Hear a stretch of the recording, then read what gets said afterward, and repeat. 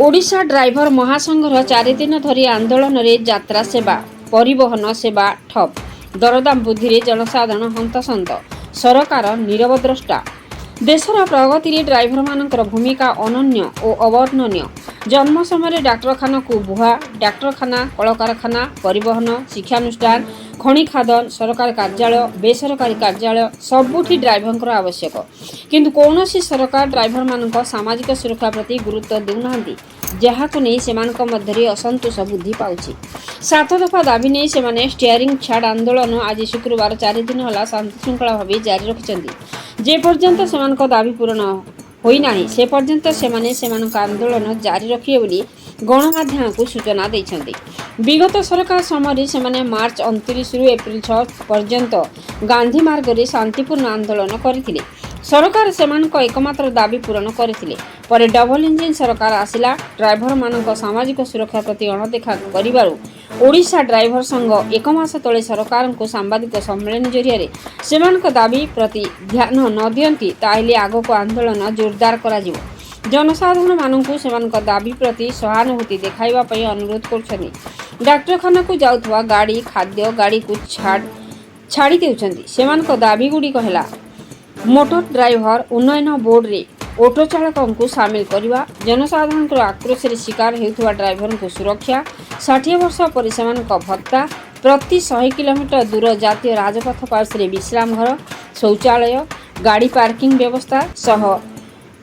ड्रामो centre खनि खादान एवं कारखाना मानकर 70 भाग स्थानीय ओडिया ड्राइवर मान नियुक्ति ड्राइवर मान पिला शिक्षा खर्च से आवास योजना रे घर सेप्टेम्बर 1 को ड्राइवर दिवस भाव मान्यता देवा गाड़ी चेकिंग क्षमता पुलिस ठारू नहीं परिवहन विभाग देवा इत्यादि लगाण वर्षा को खातिर न करी रायरंगपुर ओडिशा ड्राइवर संघ तरफ सभापति अमूल्य महांती नेतृत्व में आंदोलन जारी रही सहित संपादक अश्विन महंत दिलीप महंत पिंटू सरदार पवन गोपाल शंकर गिरी पिंटू महंत सुभाष महंत हेमंत हांसदा भरत चौधरी सुशील दास धान मुंडा तुषार गिरी विजय मुंडा परमेश्वर गिरी शेख कुर्बान जाकतु किस्कू भगत पात्र पद्मलोचन बिंधाणी मोहन माझी देव सोरेन बोल महांती विजय मुंडा तुषार गिरी एवं अन्य ड्राइवर माने आंदोलन में सामिल होते ड्राइवर मानक स्टीयरिंग छाड़ आंदोलन जो परिवहन विपर्यस्त हो पड़ी गाड़ी घोड़ा अख चक बंद हो जाइए यात्री माने नाही नथिबा असुविधार सम्मुखीन होती स्कूल छात्र छात्री अभिभावक शिक्षक शिक्षयित्री विद्यालय को जाई न पारी हंतसंत होता लक्ष्य कर मयूरभंज अख विशाल रिपोर्ट मसीहा न्यूज। आपण मसीहा न्यूज यूट्यूब चैनल को सब्सक्राइब कले कि जदि करनाहांती एबे करनियंतु एहा सह मसीहा न्यूज रो फेसबुक पेज को और ट्विटर को फॉलो करंतु तासह मसीहा न्यूज रो ऐप आसीगलानी निज मोबाइल रो प्ले स्टोर रो डाउनलोड करनियंतु। जय जगन्नाथ।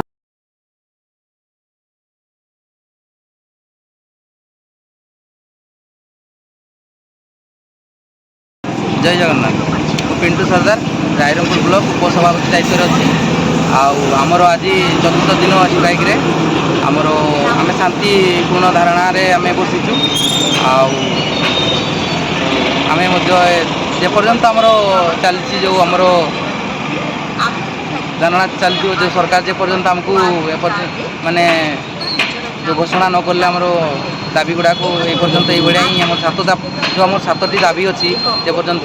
आमर एपर्यंत ये ही धारणा आम बसुँ दाबी गुड़ा कौन कौन दाबी गुड़ा आमर जो रास्ता घाट करे जो शौचालय रेस्ट जो आम निहाती आ गोटे है आमर जो सेप्टेम्बर 1 तारिख रे जो आमर ड्राइवर दिवस रूपे 7 दाबी ऑटो चालक मानक आमर जो आमर हेल्पर बोर्ड रे जो सामिल करंतु बोलिकरी आ गोटे आमर जो आमर 60 वर्ष पर जो आमर भत्ता निहाती आमर 7टा दाबी अच्छी निहाती आम जदि आमर आम दाबी करूँ जे आमर सरकार जिते शीघ्र पार्टी शीघ्र टे निहाती ଦେଖନ୍ତୁ ଆଜି ଆମର 4 ଦିନ ହେଲାଣି ମଧ୍ୟ ଆମର ସେଇ ଷ୍ଟ୍ରାଇକ୍ ସେଇଭଳିଆ ଜାରି ରହିଛି। ସେଇଭଳିଆ ଆମର କେମିତି ଆମର ସମସ୍ତ ଭାଇ ଗୋଟିଏ ଜାଗାରେ ବସିକି ଗୋଟିଏ ଜାଗାରେ ଶାନ୍ତି ଶୃଙ୍ଖଳାରେ କେମିତି ଆମର ଯେ ଆନ୍ଦୋଳନକୁ ଆଗେଇ ଚାଲିଛୁ। ବର୍ତ୍ତମାନ ସୁଦ୍ଧା 4 ଦିନ ହେଲା ଗଭର୍ଣ୍ଣମେଣ୍ଟ କିଛି ଶୁଣୁନାହାନ୍ତି, ସରକାର କିଛି ଆମର ବୁଝୁନାହାନ୍ତି। ତେଣୁକରି ଆମର ଯେମିତି ସରକାର ସମସ୍ତଙ୍କ କଥା ବୁଝୁଛନ୍ତି। ଆମର ଦେଖନ୍ତୁ ସାମାନ୍ୟ ଗୋଟେ ମାଷ୍ଟର ଯଦି ରିଟାୟାର୍ଡ ହେଲା ପରେ ବି ତାକୁ ପୁଣି ଆଉ ଥରେ ଚାକିରିରେ ଜଏନ୍ କରାହେଉଛି ସ୍କୁଲକୁ, ଆହୁରି ତାକୁ କ'ଣ ଇଏ କରିନା। ଆମେ ରିଟାୟାର୍ଡ ହେଲା ପରେ କ'ଣ କରୁଛି ସରକାର? ଆମେ ରିଟାୟାର୍ଡ ହେଲା ପରେ ଆମ କଥା ଟୋଟାଲ୍ କିଛି ବୁଝୁନାହାନ୍ତି। କାହିଁ ଆମର 60 ବର୍ଷ ପରେ ଆମକୁ ଆଖିରେ ମଧ୍ୟ ଦେଖାଯାଉନି କି ଆମେ ବୁଢ଼ା ହେଇଗଲୁ, ଆମେ ଘରେ ବସିଗଲୁ, ଆମକୁ ତ ଗଭର୍ଣ୍ଣମେଣ୍ଟରୁ କିଛି ସାହାଯ୍ୟ ମିଳୁନି। ଏଭଳିଆ ଦେଖନ୍ତୁ